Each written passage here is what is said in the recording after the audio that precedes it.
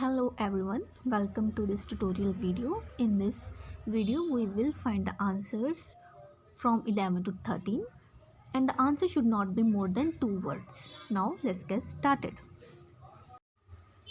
The Romans dug tunnels for their roads using the counter excavation method whenever they encountered obstacles such as hills or mountains that were too high for roads to pass over. जब कभी भी किसी obstacle का सामना करते थे, जैसे कि कोई हिल है या कोई माउंटेन है जो कि बहुत ही हाई है सड़कों के ऊपर से गुजरने के लिए, तब रोमन्स ने काउंटर एक्सकावेशन मेथड को यूज़ करके अपनी सड़कों के लिए टनल्स की खुदाई करते थे. An example is the 37-meter long, 6-meter high Furlow Pass tunnel built in Italy in 69 to 79 CE. उदाहरण के तौर पर 37 मीटर लॉन्ग और 6 मीटर हाई फर्लो पास टनल जो कि बनाई गई इटली में 69 से लेकर 79 CE के बीच. Remarkably, a modern road still uses this tunnel today. Remarkably, एक मॉडर्न रोड जो है वो आज भी इस टनल का यूज़ करती है. Tunnels were also built for mineral extraction.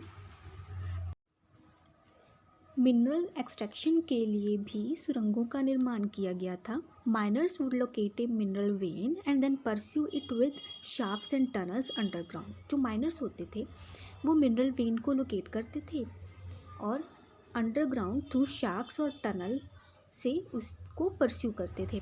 Traces of such tunnels used to mine gold can still be found at the Dalhousie mines in Wales.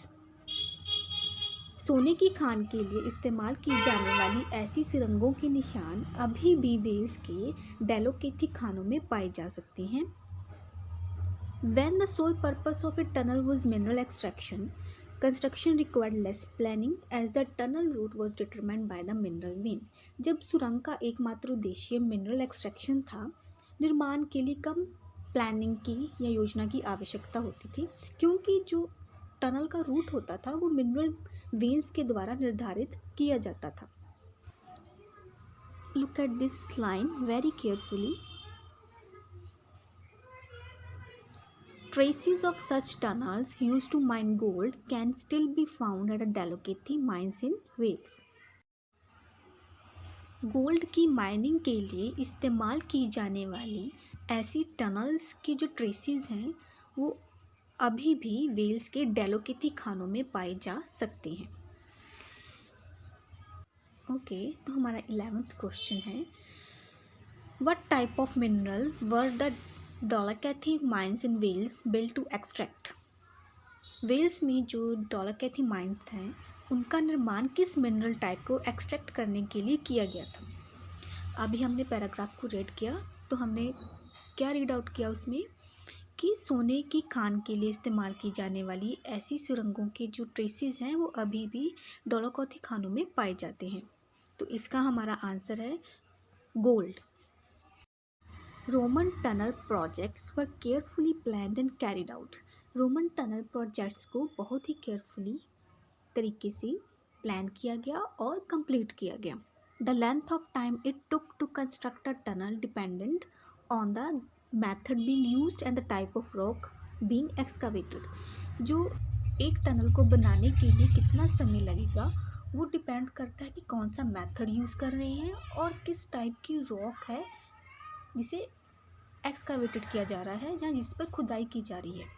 The Kanath construction method was usually faster than the counter excavation method as it was more straightforward. जो कनाथ construction method है वो counter excavation method के comparison ज़्यादा fast है क्योंकि ये straight forward method है.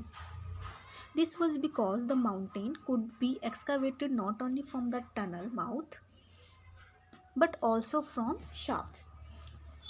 ऐसा इसीलिए था क्योंकि जो माउंटेन की खुदाई थी वो सिर्फ टनल के माउथ से ही नहीं बल्कि शाफ्ट से भी की जा सकती थी. The type of rock could also influence construction times. Construction के टाइम को जो रॉक की टाइप है वो भी इन्फ्लुएंस करती थी.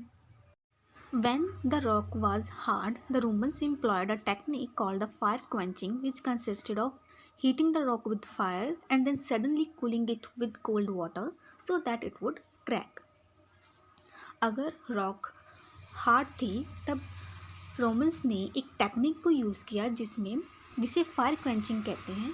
इसमें रॉक को फायर के साथ हीट किया जाता था, फिर अचानक उस पर ठंडा पानी डाल दिया जाता था जिससे कि वो क्रैक हो जाती थी।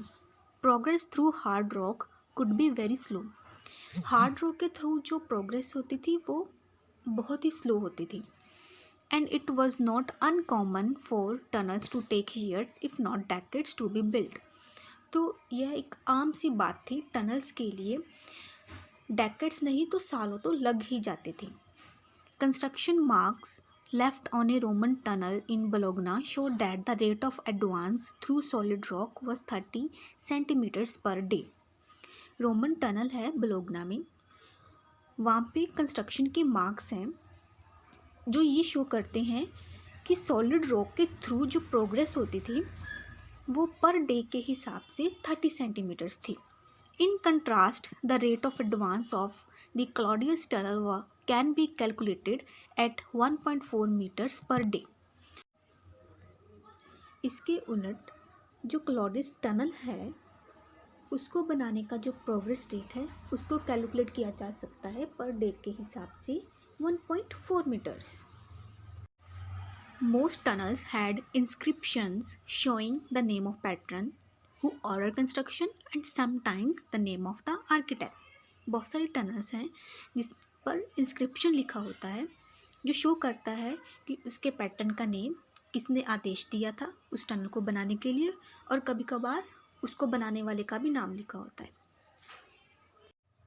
For example, the 1.4 kilometer Salvik tunnel in Turkey, built to divert the floodwater threatening the harbor of the ancient city of Seleucia Peria, had inscription on the entrance still visible today that also indicate that the tunnel was started in 69 CE and was completed in 81 CE. उदाहरण के तौर पे Turkey में एक 1.4 kilometre सेल्विक tunnel है जिसका निर्माण flood water को डाइवर्ट करने के लिए किया गया था, जो कि सेल्यूसिया पेरिया की एशियंट सिटी की एक हार्बर थी, एक बंदरगाह थी, उसके लिए खतरा बन चुकी थी, जिसके एंट्रेंस पे ही एक इंस्क्रिप्शन लिखा हुआ है जो आज भी विजिबल है, जो ये इंडिकेट करता है कि जो टनल है 69 CE में शुरू हुई थी और 81 CE में कंप्लीट हुई। Read this line also.